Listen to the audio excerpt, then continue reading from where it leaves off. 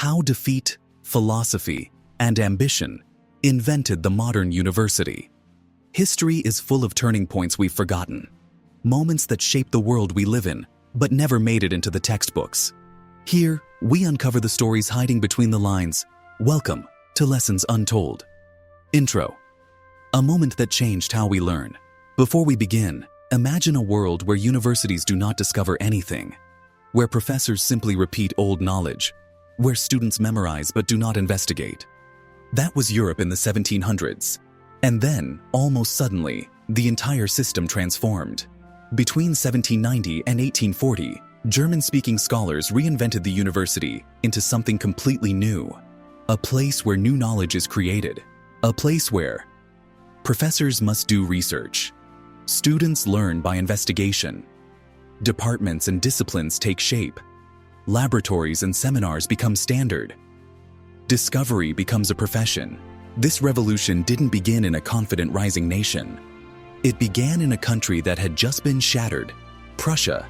And this is a lesson untold. Part 1. Before the transformation. In the 1700s, universities were conservative institutions. They preserved learning. They taught fixed knowledge. Textbooks mattered more than experiments. Professors lectured. Students listened. Research wasn't even a word academics used. Breakthroughs were thought to come only from individual genius, not from systematic work or institutional support. The world simply did not expect universities to produce new knowledge. That expectation is a modern invention. Part 2. The Crucial Window, 1790 to 1840. Historian R. Stephen Turner called this era the formative period of modern scholarship. In these 5 decades, the major disciplines of the modern academy took shape: chemistry, physics, philology, history, linguistics. But what's truly remarkable is where this happened. Not in Britain, not in France, but in the fragmented German states, because something powerful was brewing, and it was triggered by defeat. Part 3. Napoleon's shock to the system. In the early 1800s, Prussia went to war with Napoleon. It was crushed. The defeat was so total that it forced a nationwide reckoning. Prussian reformers argued, "Our institutions are old, rigid, and broken. We fall because we do not learn fast enough." They pushed for change in government administration, military structure, social organization, and above all, education. If Prussia was going to rise again, it needed a new kind of mind, a new kind of scholar, a new kind of student, a new kind of university. Part 4. The Humboldt Revolution.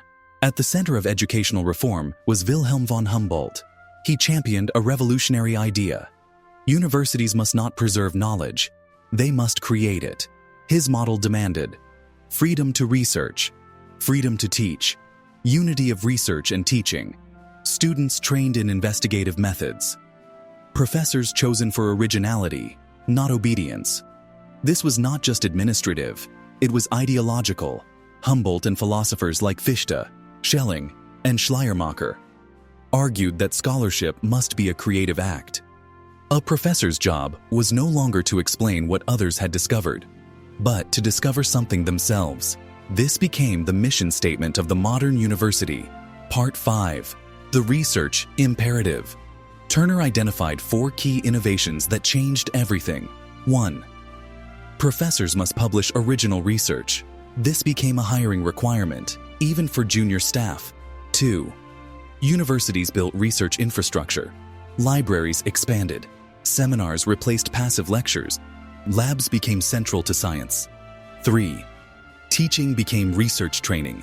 Students learned to question, critique, experiment, and write. 4. Research became a moral ideal. Discovery was not a job. It was a calling. Together, these changes turned German universities into the most advanced in the world. Part 6. The Rise of Disciplines. Something else was happening at the same time. Scholars began forming subject-based communities.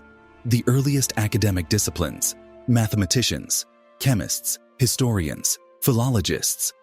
They started founding journals, setting standards, and evaluating each other's work. For the first time, Academic authority belonged not to the government, but to the experts within a field. This gave birth to peer review, professional identity, standards of evidence, methods of inquiry. These were revolutionary. Part 7. The new language of science.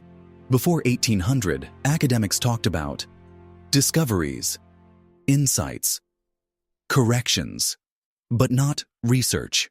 By the 1830s and 1840s, that word became central. Research was no longer an accident of genius. It was a method, a duty, and a profession. Universities had changed forever. Part 8. How the model spread. By the mid-1800s, Britain adopted seminars. The United States embraced the PhD. Scientific journals multiplied. Laboratories became global standards.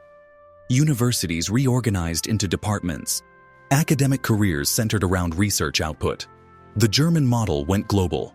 And today, every major university, from Cambridge to Stanford, still follows the blueprint forged in Prussia after its greatest defeat. Closing.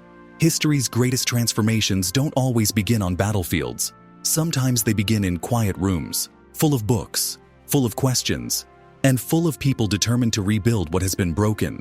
The modern university, the place where humanity investigates itself, was born from national crisis, philosophical courage, and the belief that knowledge is not something we inherit, but something we create. And every discovery made today echoes back to this forgotten turning point. This was the moment we learned how to learn. This was the moment the world changed. And this was a lesson untold. If this story opened a new perspective, there's more waiting to be uncovered.